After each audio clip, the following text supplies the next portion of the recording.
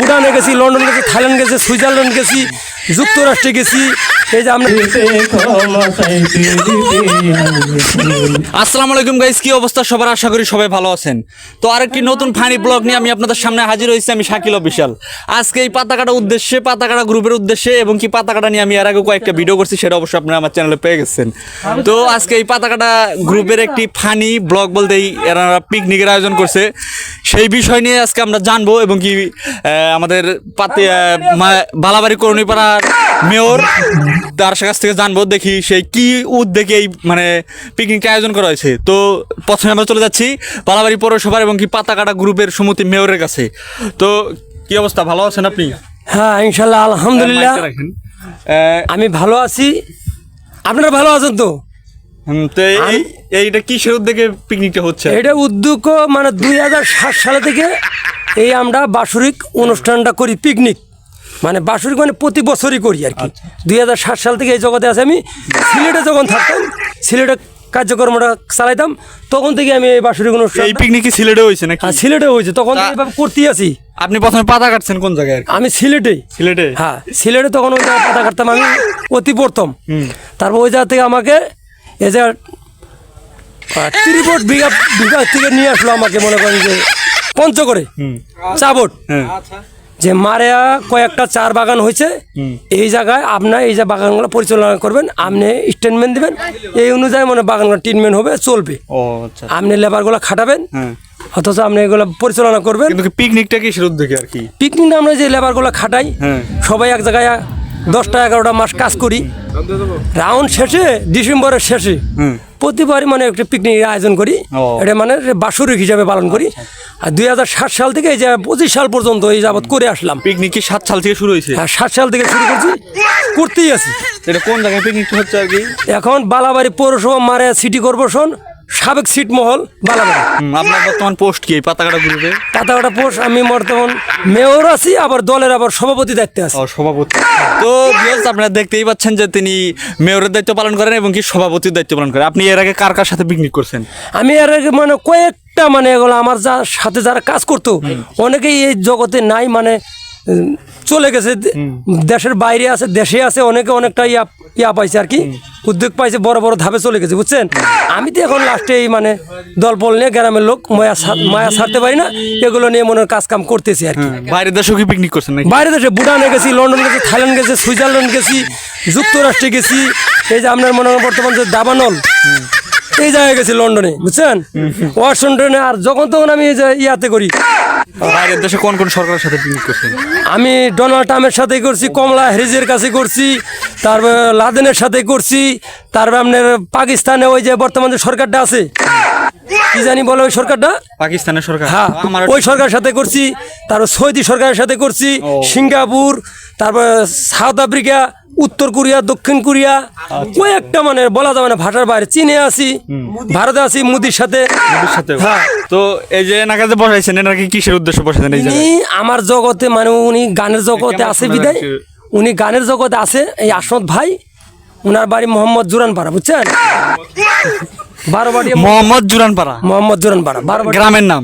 হ্যাঁ মোহাম্মদ জুরানপাড়া, বারোবাড়িয়া মৌজা। উনি গানের জগতে আছে আজকে মোটামুটি 2009 সাল থেকে। উনি ভালো ভালো প্রোগ্রাম করে, উনি কিন্তু নামি দামি শিল্পী মানুষ, গ্রামের বিধায় মানে মূল্যায়ন দেয় না। আমি কিন্তু ওকে মূল্যায়ন দিই, ওনাকে আজকে আহ্বান করে নিয়েছে, ওনাদের কয়েকটা প্রোগ্রাম আছে। একটু তার সাথে কথা বলি। আপনি কি হিরো আলমের থেকে ভালো গান গাইতে পারবেন তো নাকি? হিরো আলমের চেয়ে ভালো না গাইতে পারলেও মানে খুব একটা খারাপ হবে না। হিরো আলমকে চিনেন? হিরো আলমকে চিনি। হিরো আলম কিন্তু একটা বিখ্যাত কণ্ঠশিল্পী। আপনি কি তার মতন গাইতে পারবেন? আমি তার মতো গাইতে পারবো কিনা না, কিন্তু আমি মনে করি যে আমি তার চেয়ে বেশি ভালো গাইতে পারবো। তো আপনাকে ভাড়া কত দিয়ে নিয়ে আসছে? আমি মানে গ্রাম শিল্পী, তো আপনিও কি এই পাতা কাটা শ্রমিকের কাজ করেন? মানে এদের সাথে কাজ কাম করি, তো এই জন্য আমার মানে কোনো ভাড়া লাগে। মানে আমার নিজস্ব লোক, এখানে যদি আমাকে টাকা দিতে হয়, তাহলে তো আর মানবতা থাকতেছে না।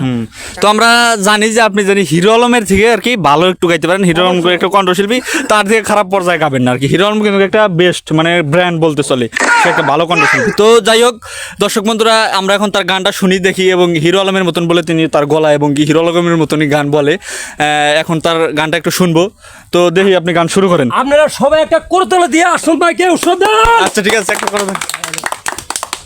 Oh my God. এই মাইক্রোফোন অন করো।